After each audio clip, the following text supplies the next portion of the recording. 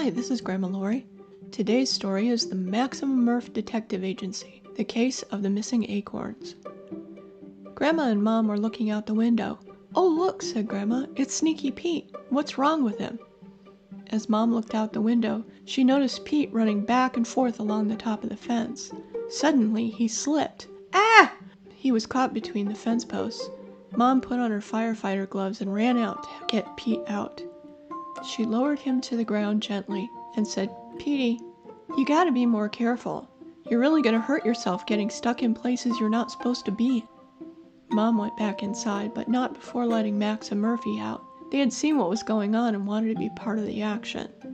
Sneaky Pete was still a bit dazed. He sat on the ground with his eyes closed.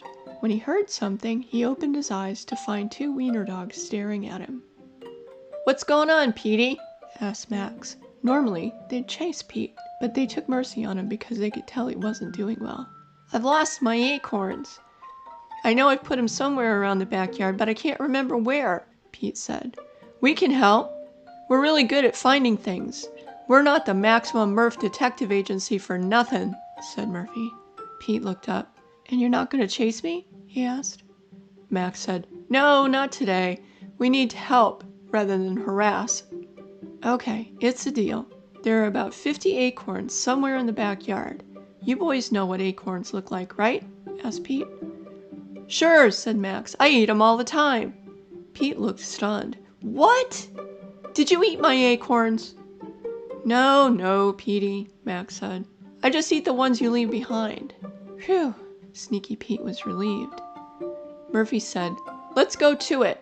We should probably split up. Yell if you find something." The three took separate routes around the backyard. Sneaky Pete looked in all his favorite hiding places, especially the one under the tree where his house was. He liked to hide acorns under the leaves. By the time he was ready to eat them, they would be nice and soft. Max and Murphy looked around separately a bit, but then decided to work together. "Two sniffers are better than one," said Murphy. Max started sniffing in one place. Was that acorns he smelled? Pete, come over here and see if this is where you buried them," Max yelled. Sneaky Pete came racing over. He looked around where Max was sniffing and said, "It's them! They're under the ground here!" Pete was so excited. Max and Murphy, in addition to being great sniffers, were also great diggers. They started digging where Pete pointed, and before long, they uncovered Pete's acorns. "I don't know how to thank you boys," Pete said. "You saved my life for the winter." "That's our job," said Murphy. "Let us know if you need anything else. But until then, just know that we're going to chase you every chance we get."